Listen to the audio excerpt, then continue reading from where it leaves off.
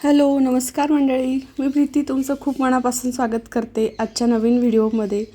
कसे आहात तुम्ही सगळे? आजच्या नवीन दिवसाच्या तुम्हाला सगळ्यांना भरपूर साऱ्या शुभेच्छा. मला माहिती तुम्ही सगळेजण वाट बघताय व्हिडिओची आणि हे व्हिडिओज खूप मागचे आहेत. म्हणजे आता कालच्या दिवशी तुम्हाला रासपूजनाचा पण मी व्हिडिओ शेअर केला ना, त्याला जवळजवळ 10-12 दिवस झाले होते रासपूजन होऊन. मग तो काल मी शेअर केलेला आहे व्हिडिओ आणि आजचा हा व्हिडिओ पण होऊन जवळजवळ 8-10 दिवस झालेले आहेत. ते कारण असं की थोडं धावपळ होती शॉपिंग वगैरे सगळं करण्यामध्ये, त्याच्यामध्ये व्हिडिओ एडिट करायला शेअर करायला तुमच्यासोबत जमत नव्हतं. तर रोज सकाळी सकाळी जे काही रुटीन असतं तेच माझं पण सुरू आहे. उठल्या उठल्या आंघोळ वगैरे, झाडणं पुसणं, सगळं घराची डस्टिंग क्लिनिंग वगैरे सगळं. आणि आज जेवणामध्ये मस्त रस, पुरी, बटाट्याची भाजी, असं सगळं स्वयंपाक आहे, वरण भात वगैरे. कारण आज आबा आणि प्रवीण भाऊ येणार आहेत विकीच्या लग्नाची पत्रिका देण्यासाठी, मूळ पत्रिका आमंत्रण देण्यासाठी. इकडं अमळनेरमधील सगळे जे काही त्यांना द्यायचे होते त्या सगळ्या ठिकाणीच मग ते जाणार होते आज. म्हणजे कसं लग्न आता जास्त दूर पण राहिलेलं नाही, त्याच्यामुळे एक एक गाव एक एक ठिकाण म्हणजे जास्त जवळचे लोकांनाच घरी जाऊन पत्रिका देत होते, जसं की मी आणि माझ्या म्हणजे इकडची सासरकडची मंडळी किंवा मग गुडीताई तिच्या सासरकडची मंडळी आणि आत्या मावशी. मग थोडे जे लांबचे लोक असतात त्यांना मग व्हॉट्सअपने, कारण ऊन पण एवढं आहे, पत्रिका प्रत्येकाला घरी जाऊन द्यायला पण जमत नाही आणि ते खूप रिस्की पण असतं, तब्येती बिघडतात, गाडीवर जाणं वगैरे ह्या गोष्टी पण असतात. आणि बाकीच्यांना मग त्याच्यामुळे व्हॉट्सअपला पाठवलेली आणि जे जवळचे आहेत त्यांना घरी जाऊन स्पेशली आमंत्रण देऊन आलेले.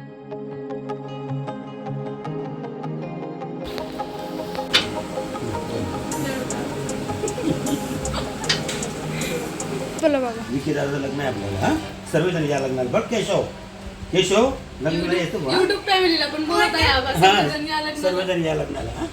हो नक्की येतील ते आता.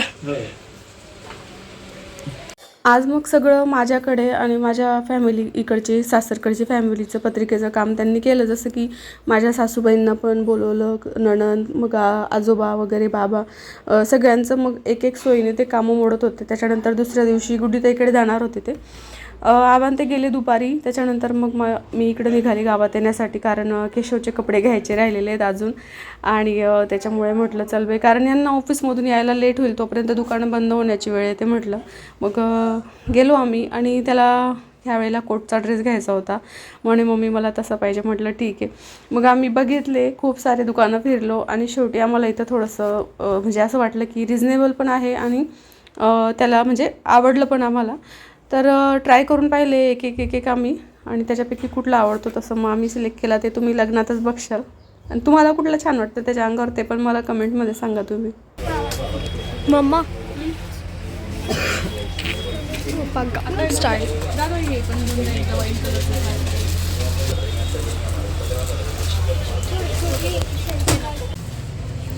मागे जाय.